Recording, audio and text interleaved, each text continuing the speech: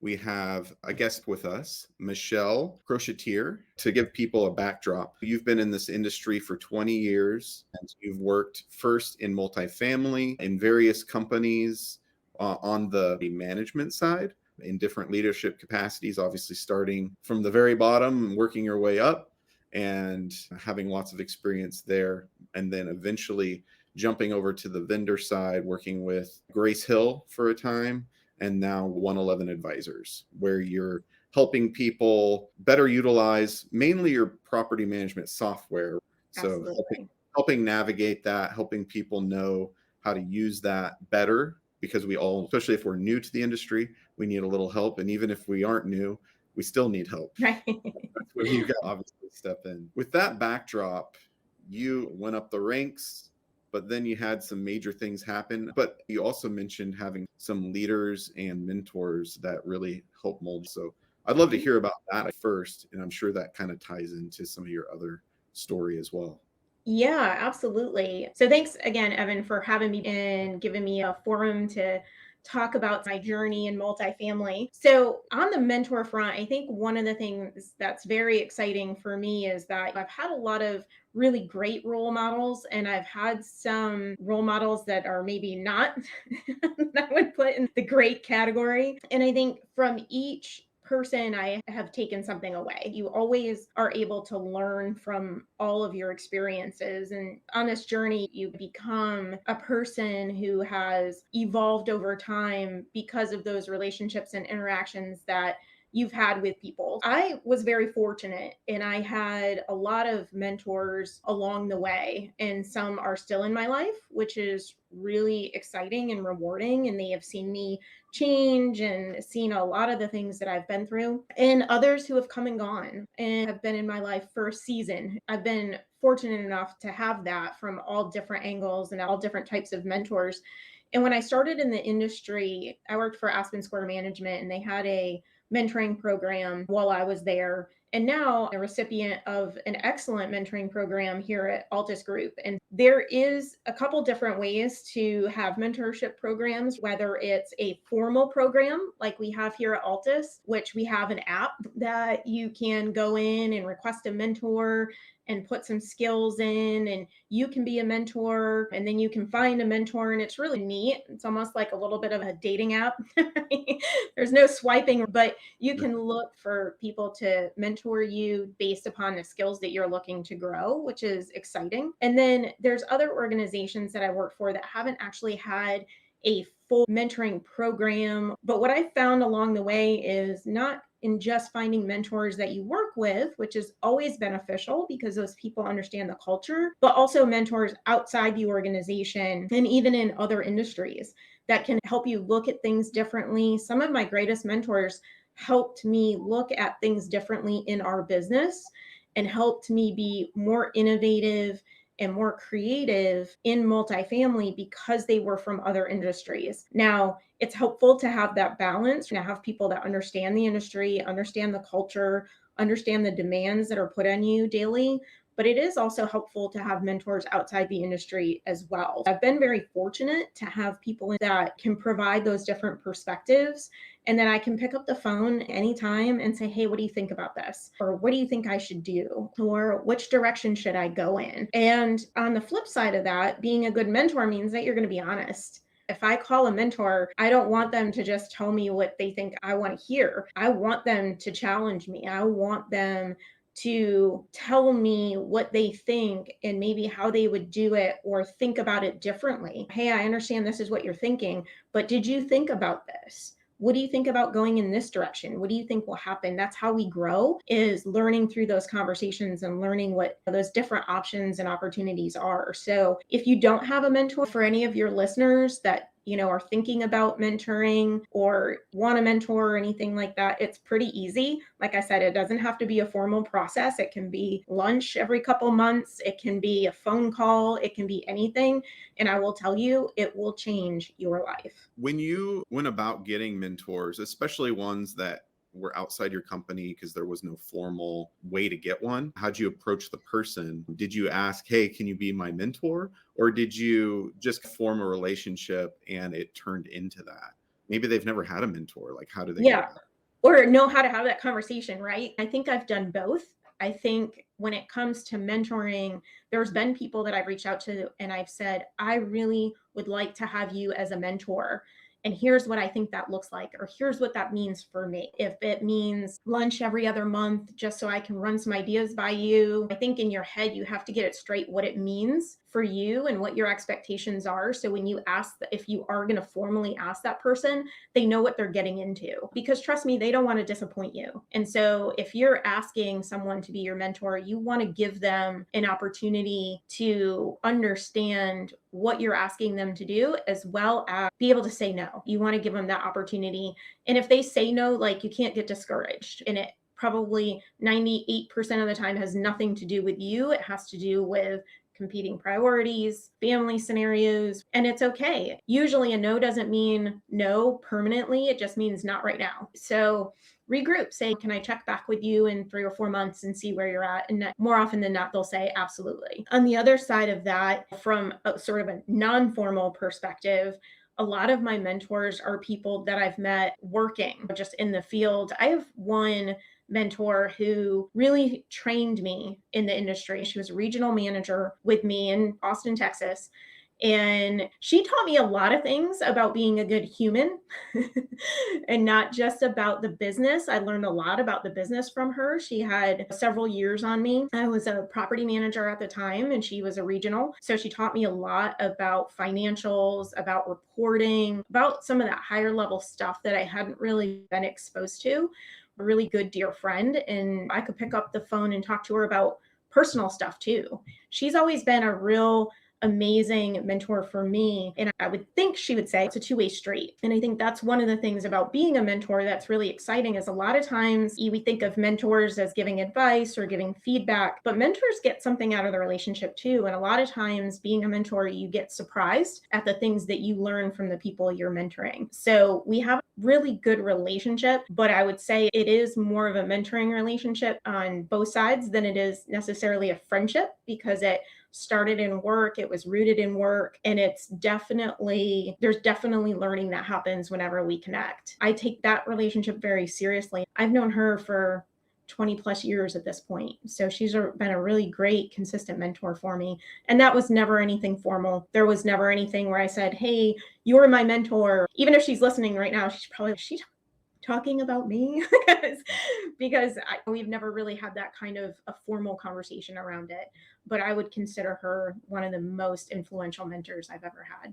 Yeah. And when it comes to a mentor, have they always been older than you, or has that ever been a thing that really mattered? I would tell you it doesn't matter. However, I would say they probably have had 2 or 3 years my seniors, so not a lot. I would probably consider them, from an age perspective, sometimes my peers. And were they typically in a role that was a few steps ahead of you, where you were learning from Absolutely. them because they've been in your position or where you want to go? Yes. Yeah. So I have a mentor right now I talk with pretty regularly at Altus Group, and she may be at the same level. However, she's been with the organization for a lot longer than me. So a lot of things that we talk about are the culture of the organization, the expectations within the organization, the changes in leadership, things like that we talk about, that she has visibility and has seen that history actually happen, which I haven't been around as long. She has some really good historical knowledge on the organization that's helpful to give perspective. That's good. I know when I've had similar situation where I've never really had formal mentors,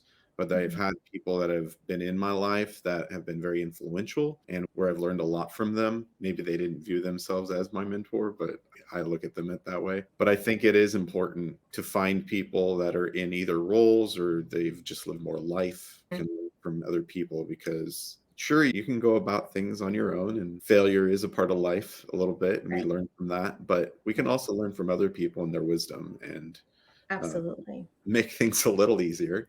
Right. Have a phone a friend and be able to pick up the phone and say, hey, this has happened, or I don't really know what I think about this. Sometimes that's my big thing, is I don't know what to think about it. I'm stuck, right? What do I do? What should my next steps be? And sometimes I just need somebody to help me remove that blocker and Yeah. think it through and talk it through with somebody. And that's always helpful.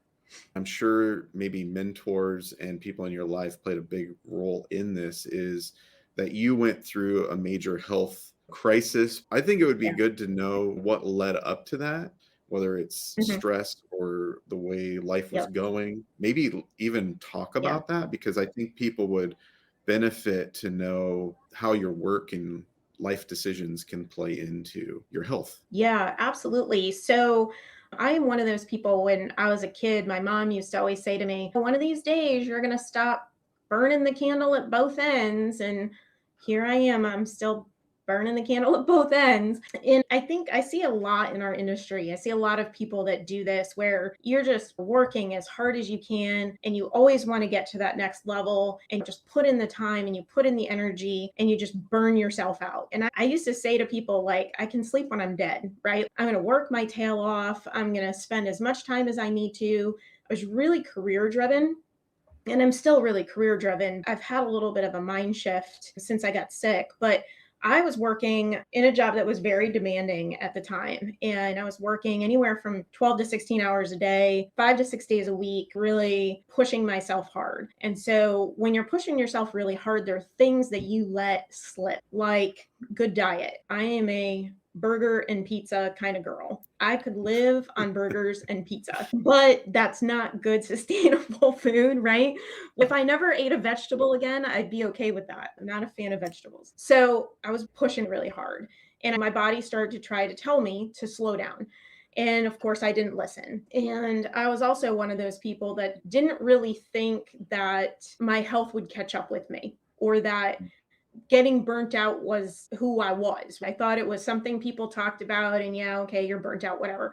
But I never really thought that was something that would happen to me. That's not who I was. And so I just was pushing really hard. And I started to have a lot of really difficulty breathing. Breathing's kind of one of those things that's a necessity, right? I mean, your For body sure. naturally does it. So you don't much think about it. But to give people and your listeners a little bit of a perspective, it was sounded like wheezing, and I was actually misdiagnosed as having asthma. Hmm. So if anybody knows what asthma and wheezing are, it's basically, it's not the same thing, but it sounds the same. So a lot of doctors misdiagnose it. And so I had an inhaler. I was taking steroids, and the doctors just kept giving me steroids basically, and that just doesn't solve the problem. So I finally went to, at the request of one of my mentors, went to see an ENT, and she said, you need to go see an ENT. And I said, what is that? I have no idea, because I had typically been a very healthy person. So specialists and people like that, I had no idea. So I went to see this ENT, and this ENT said to me, you have a very rare disease called idiopathic subglottic stenosis. And I felt as though I had no more information than when I went in, because I didn't understand what was happening. I Mm. had nobody with me. I had way too much to do at work. I didn't have any time for that. So I basically ignored everything she said, and I couldn't even tell you everything she said because, quite honestly, I didn't write anything down. I didn't know what to do. So my condition got progressively worse. I finally started to go to acupuncturist. I saw a lot of different health professionals because, again, the only thing the ENT said was, so you need to have surgery. You'll be out of commission for 3 weeks. And I was like, I don't have time for that. So I started taking supplements, turmeric, anti-inflammatory type supplements to try to help it. It would help a little bit, but didn't really get me to where I needed to be, where I could breathe normally again. There was a lot of leadership changes at the organization I was at. And so as a result of that, I was laid off. So here I was, sick to say the least, really struggling. I had lost my job. I had just purchased a home Oh. that we were renovating. So we were literally in the middle of renovations. And if any of your listeners are on properties that are getting renovated, I assure you it's not much different. It Mhm. is horrible. So that was going on. And life was really turned upside down for me. So I was laid off on Friday. Monday morning, I called my doctor, and she said, I need you to get to the hospital. You're in full respiratory arrest. I need you to go to the ER, and I need you to tell them to give you IV steroids. So were you being monitored? No, I Okay. just called my doctor and I was like, I'm struggling to breathe. I'm really Okay. having a tough time. I don't know what to Huh. do. Should I come in for an appointment? She said, no, you need to get to the ER. Oh, wow. So I got out of bed, took a shower, got in my car, drove myself to the ER, which I don't think was what she had intended for me to do, but I had some breakfast and drove to the ER. The problem was there's no parking in front of the ER. probably because the ambulances come and go. So I had to park on the other side of the hospital and walk in, and I couldn't breathe. I got out of my car and I would walk 2 or 3 cars and I'd sit down on the pavement and catch my breath. And I get up and walk 2 or 3 more cars and I'd sit down. I didn't have a job, so I figured if it takes all day, it takes all day. I'll get there eventually. So I got in, they wheeled me into the ER and they gave me some IV steroids. And I eventually was well enough to tell them, this is what I know. I have this condition. It's called idiopathic stenosis. They looked at me cross-eyed because it's so rare. The ER nurses and nobody knew what it was. So they had to call an ENT. They came over. Needless to say, they had to insert a trach in my neck so that I could breathe. Wow. So for 3 months, I lived with a trach.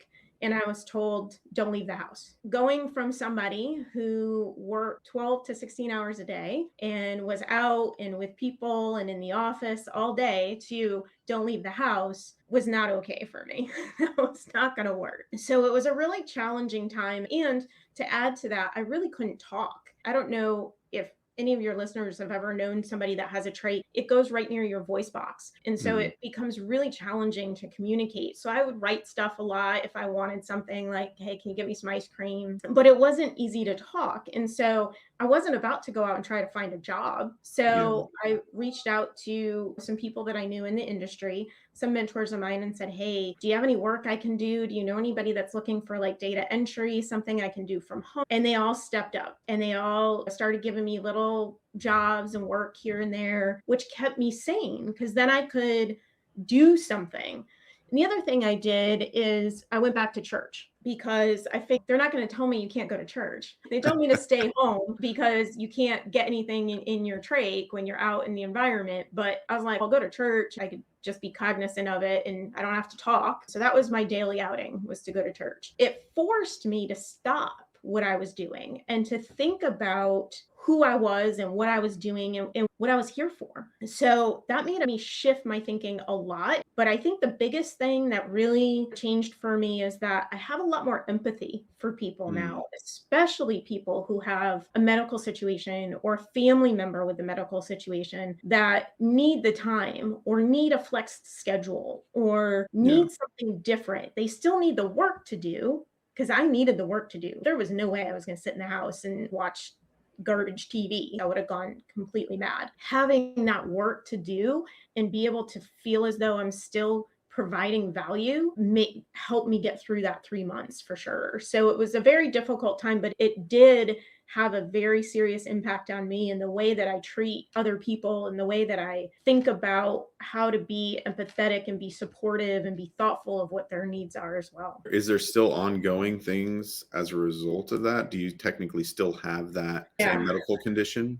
Yeah. So here's the crazy thing. It's idiopathic. So there's no known cause. Basically what it is a swelling of my windpipe. So the inside of my windpipe swells up and the only way to rectify it is to take a laser and cut away the inflammation. And they cut it away and it could come right back. So I find that I can't do a lot of cardio. Extremes of weather, really cold weather, really humid weather, it gets really challenging. And I sleep a lot more, which I didn't really realize at first, but I think it has to do with the fact that my body doesn't get as much oxygen as it used to get. And so it just needs more rest. And I was always somebody who could sleep 4 to 6 hours a night and function, not be chipper, but function. And now I'm needing 8 to 10 hours every night to get a good night's sleep and be a functioning and contributing adult to society. But what's nice is working from home, I can do that, right? Like I can come in at 8:30 in the morning, get a good night's sleep. Whereas here in Atlanta, I was driving to Buckhead every day, and anybody who lives in Atlanta will tell you driving in and out of Buckhead is a nightmare. So it can take 10 minutes, it can take an hour. You just don't know what you're going to get. So I don't have to worry about that stress anymore. I come up my stairs, come to my office and go to work and probably am more productive and get more done that way and still be able to get the rest that I need. The work you were doing, was that in property management at the time? Yep. And did this get caused by stress and getting your body overextended? Because it's idiopathic, they say they don't know, but they do think that stress is one of the contributing factors. Stress, age, hormones. There's 5 or 6 things that they think are contributing factors to this, and stress is one of the biggest ones. And so I'm super hyper focused now on self-care. I know that I need to carve time out of my schedule to do things that are relaxing. I do a lot of yoga. For anybody that's interested in yoga, I will tell you it is a game changer. I pray a lot, so I've been more in touch with my faith, and that has helped tremendously. To pray and to meditate and read is another thing that I had given up for a long time as I stopped reading. So I read a lot of books. Sometimes I read trashy novels. Sometimes I read self-help. Sometimes I read historic works. Sometimes I read the Bible. So that helps me to decompress quite a bit as well. So self-care is a critical component. And I would say one of the first things I do Monday morning when I log into my computer is I look at my calendar and I figure out where I'm going to plug in my self-care. And sometimes it's 7 a.m. This morning, I had a busy day. 7 a.m. First thing I did was go to yoga at 7 a.m. So I figure out where in the week I can plug in those times. And sometimes it's morning, sometimes it's night, sometimes it's lunch.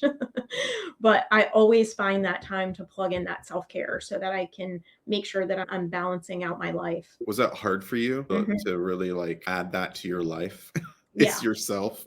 Yeah. It's definitely a habit, right? Like it's something you have to do and get used to doing. And the reason I do it first thing on Monday morning is because if it's not in my notebook that I have to do it, I don't do it. And it'll be Thursday and I'll go, I have done zero for self care and I can feel it. I'm struggling to breathe. I'm having a hard time. I'm really tired. I'm grouchy. I'll say to my team, I'm so sorry. I'm grouchy today.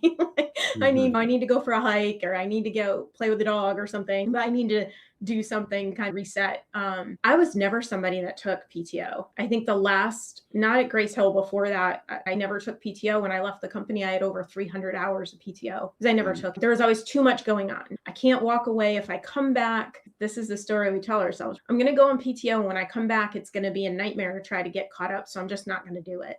Yeah. No, you can't do that. So Yeah. I'm still learning how to take PTO, and I still have people that tell me you need to take PTO. And I try to plan time or a long weekend or go do something with friends, go have lunch, go have dinner. So I'm taking PTO the week of Labor Day. And so I was talking to my boss about that. My plans have changed, but I'm still going to take my PTO. And he's good. So we got to hold each other accountable to that. Make sure that we're asking each other, got something on the calendar? When are you taking time off? Because if nobody asks, it's very easy to just let it slide and not do it. It is. And it's really easy, even when you take PTO now, to not really be disconnected from work.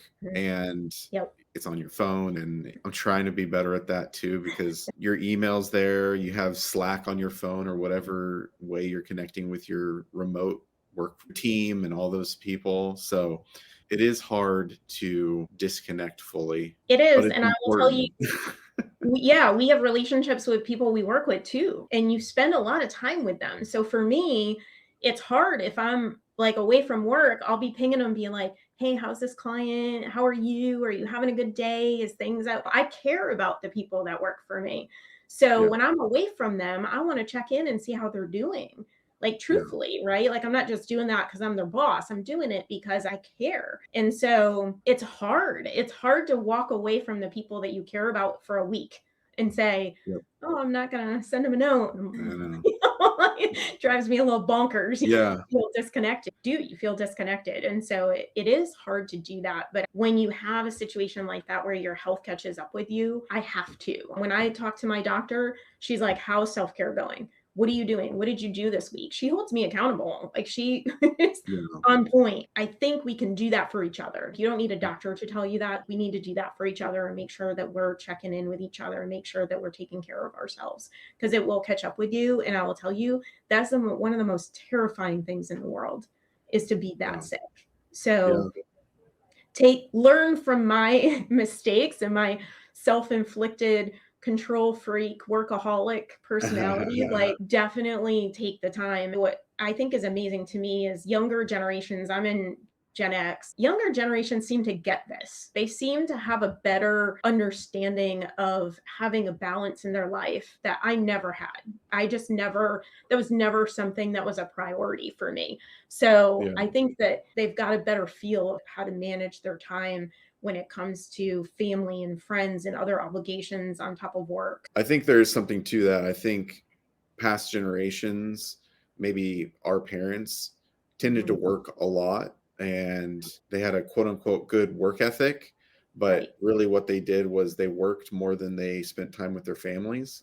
and Right. and I think a lot of the people that are in the workforce now saw that Mhm. and chose to take a different path. And they're like, I'm not going to be that person. I'm not going Right. to work more than I am with my personal life or Mhm. my family Mhm. or whoever it is, Yeah, and not spend any time with people I care about because I'm so absolutely. busy with work. Mhm. Yeah. And Yeah. it's easy to get sucked into things like work because you might really like it and Right. you like succeeding, you like going full out. But yeah, it's Yeah. important to take a moment. And you came from property management, that world. This all happened in the midst of that. Do you have any advice specifically for people in that phase of their career, whether it's property management or they're in a leadership capacity or whatever, to help them take a breath and realize that they can step away from a property or from properties, that things won't just fall apart? Here's the thing, I feel like 90% of the time it's self-inflicted, right? Like, it is us holding ourselves accountable to being that professional and the person that gets things done and the person that shows up Mm, and the person that is hardworking or has a good work ethic. We hold ourselves to a certain standard. And it's okay to say to yourself, my family's important, my health is important, my mental capacity is important. One thing about working on site, man, it was like every day it was another, excuse my French, shitstorm. You need a break. Your body needs a break. Your mind needs a break. You are the only one that is going to hold yourself accountable to that and hold yourself to that standard. So if you have an organization like I do that encourages time off and encourages self care and encourages those things, then great. They'll support you. You put in your time off, you take it. Where I find it's challenging is most of the companies I worked for, it was like you have PTO time. Somebody would give you the side eye if you took PTO. It wasn't yeah. really, that was the culture. It wasn't really, Which you is didn't get bad written up. culture. Right. Yeah. Like you didn't get written up, you didn't get in trouble, but you Yeah. got the, you're on PTO. Like, you're like, really? But you know what? What's going to happen? Are they going to fire you because you took your PTO? No, right? Yeah. So you have to step back and say, that person that just gave me the side eye, that's more about them. Yeah. That's more their issues with whatever's going on in their life than it is with you. So you got to just let that go. It's not something you're going to control. Somebody's going to be a hater at some point, and so you just got to be able to let that go and do what you have to do for you, because let's face it, if you don't take care of yourself, it will knock you down and it will catch up with you. And Yeah. I'm And definitely a testament to that. and probably worth even looking into other jobs or other companies if it's that bad, because Yeah, if they're not willing to invest in you as a person, in your health, so right. that you can be a more productive person for them, then Absolutely. that's a bad culture. There are companies that have bad culture, and then there's good ones. If you're a good employee and you have invested in yourself and developed yourself and gotten mentors and done everything you can to be the best you can be, then you'll have no problem getting a different job. The other thing I've learned over time is the person that's giving you the side eye, there's something going on with them.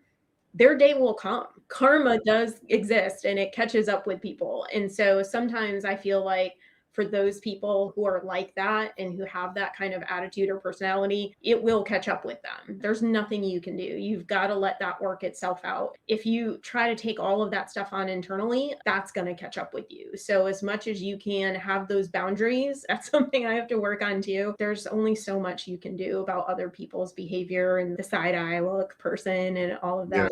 You got to let them do their thing and not let it disrupt your life.